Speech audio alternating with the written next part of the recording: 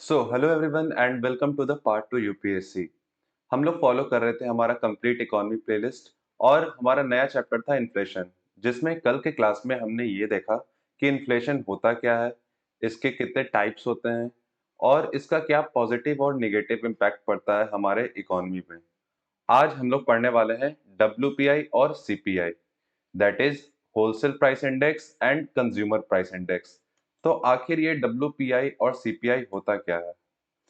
तो हमने ये देखा कि इन्फ्लेशन हमें ये बताता है कि किसी बेस ईयर से करंट ईयर में रेट में क्या एक्सचेंज हुआ है, कितना चेंज हुआ है रेट में। गवर्नमेंट इन्फ्लेशन मेजर करने के लिए कुछ इंडेक्स का इस्तेमाल करती है। उसे हम कहते हैं होलसेल प्राइस इंडेक्स और कंज्यूमर प्राइस इंडेक्स। तो आखिरकार ये होता क्या है? तो ये दोनों इंडेक्सेस निकालने के लिए हम पहले एक बास्केट लेते हैं और ये बास्केट सेम उसी तरीके से है जैसे हम लोग मार्केट में जाते हैं सब्जी लेने, तो एक बास्केट लेके जाते हैं और उसमें कुछ सब्जी लेंगे, कुछ फ्रूट्स लेंगे, कुछ किराना का सामान लेंगे। सिमिलरली गवर्नमेंट भी क्या करती है, अलग अलग बास्केट फॉर्म करती है और एक बास्केट में स्टैंडर्ड सेट ऑफ कमोडिटीज होती है जो कि इकोनॉमी के अलग अलग स्ट्रेटा को डिफाइन करती है। जैसे कि इलेक्ट्रॉनिक्स के लिए एक बास्केट रहेगा, अगर व्हीकल्स एंड कार्स वाले के लिए एक, फ्रूट्स वेजिटेबल्स के लिए एक बास्केट। तो ये बास्केट डब्ल्यूपीआई के लिए अलग होती है, सीपीआई के लिए अलग होती है। तो अब हम ये देखेंगे कि कोई भी सामान हमारे कंज्यूमर तक पहुंचता कैसे है। तो सबसे पहले वो बनता है, जो प्रोड्यूसर उसे बनाता है और लेट सपोज वो 10 रुपए में वो उसे होलसेलर को बेचता है। तो ये जो 10 रुपए हैं ये उसकी हुई प्रोड्यूसर प्राइस। सिमिलरली होलसेलर उस प्रोडक्ट को शॉपकीपर को बेचेगा और वो अपना कुछ प्रॉफिट इसमें ऐड करके 15 रुपीज में बेचा, तो इसे हम कहेंगे होलसेलर प्राइस। और हम लोग एज अ कंज्यूमर जाते हैं शॉप में और शॉपकीपर हमें वो सामान बेचता है, वो अपना खुद का प्रॉफिट ऐड करेगा, तो ये 15 से वो 20 का बेचेगा और ये 20 को हमने कहा कंज्यूमर प्राइस। तो जब हम लोग इसी प्राइस पे कुछ इंडेक्स निकालते हैं कि इन्फ्लेशन के बाद वो प्राइस पहले से कितना ज्यादा बढ़ा है, तो उसे ही हम बोलते हैं इंडेक्सेस। तो अगर हम लोग प्रोड्यूसर प्राइस पे जो निकालते हैं उसे हम बोलते हैं producer price index. Similarly wholesale price में कितना बढ़ोतरी हुआ है वो हम देखेंगे होलसेलर प्राइस इंडेक्स से, और कंज्यूमर डायरेक्ट कंज्यूमर पे कितना उसका इफेक्ट पड़ा है इन्फ्लेशन का, वो हम देखेंगे सीपीआई से, that is consumer price index. तो हम ये देख सकते हैं कि अगर हमें पता लगाना है कि किसी प्रोडक्ट का प्राइस बढ़ने वाला है या घटने वाला है, तो अगर हम लोग सीधे यहीं पे पता कर लें कि ये 10 रुपए से अगर ये मान लीजिए 20 रुपए हो जाएगा, तो जाहिर सा बात है ये आते आते तक तो ये 30 का हो जाएगा।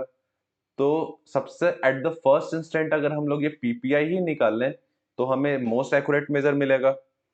बट हमारे यहाँ गवर्नमेंट ऑफ इंडिया डब्ल्यूपीआई और सीपीआई का इस्तेमाल करती है इन्फ्लेशन को मेजर करने के लिए, और हमारी ये पूरी कोशिश है कि हम लोग इसे डब्ल्यूपीआई के प्राइस को जितना हो सके पीपीआई तक ला सकें।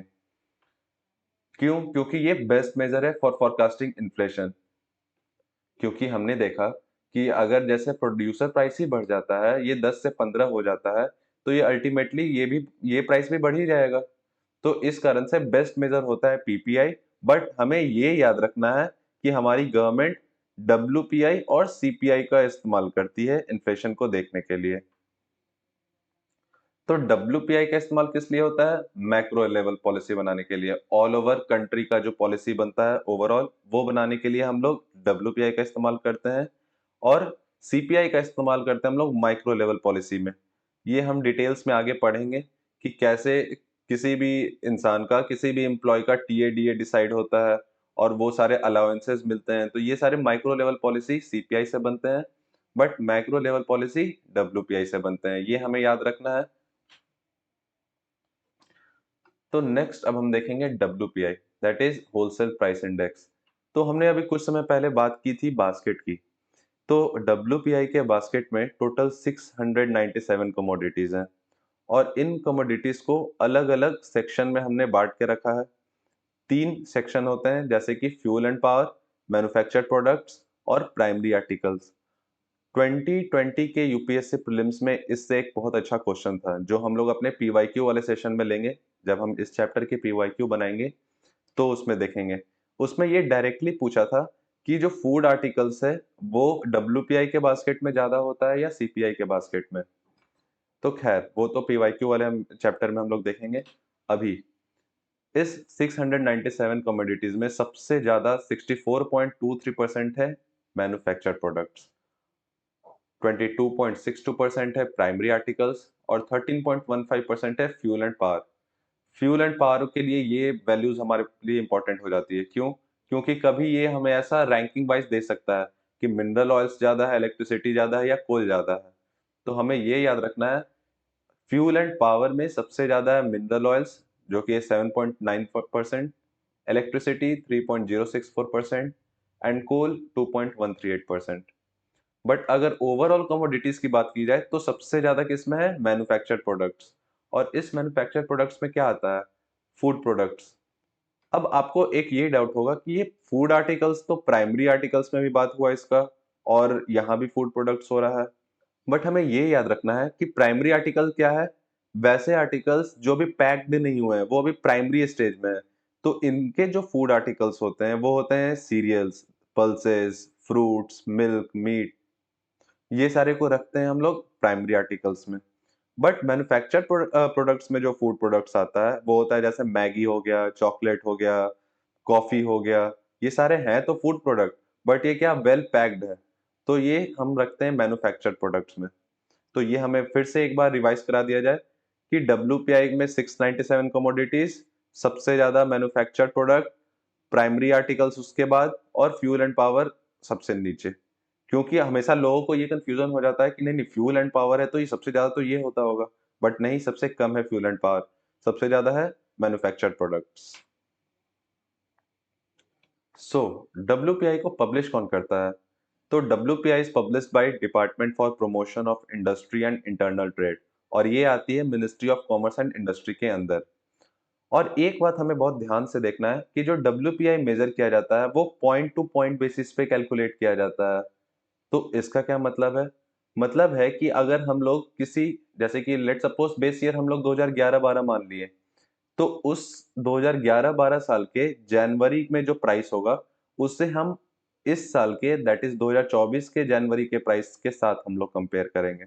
जो जून का प्राइस होगा उसे इस साल के जून के साथ करेंगे।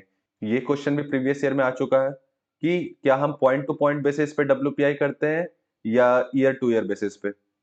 तो ये हमें एकदम याद कर लेना है प्रीलिम्स पॉइंट ऑफ व्यू से कि जब भी डब्ल्यूपीआई कैलकुलेट होती है, डब्ल्यूपीआई मेजर होती है, तो वो पॉइंट टू पॉइंट बेसिस पे होती है।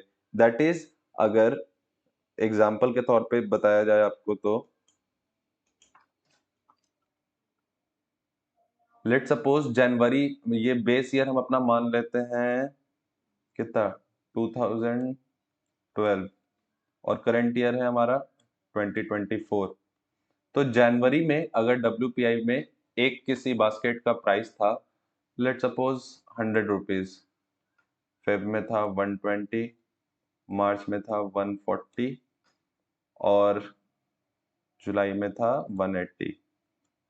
तो जब भी हम कंपेयर करेंगे तो करेंट ईयर दैट इज 2024 के जनवरी के साथ करेंगे कि इसका अगर जनवरी में आपका 200 है और यहाँ पे 240 है, यहाँ पे 220 है और यहाँ पे 400 है, तो जब भी हम लोग कंपेयर करेंगे तो ये पर मंथ होगा, जैसे कि ये जनवरी का अलग, फेब का अलग, मार्च का अलग, अप्रैल का अलग, मई का अलग।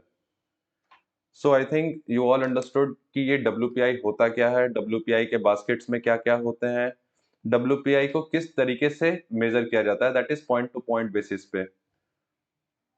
सो नेक्स्ट क्लास में हम ये देखेंगे कि सीपीआई क्या होता है और इसमें कौन कौन से चीजों को हम लोग कैटेगराइज करते हैं, इसकी बास्केट क्या होती है और इसका रिलेवेंस क्या होता है हमारे ओवरऑल मैक्रो इकोनॉमी में।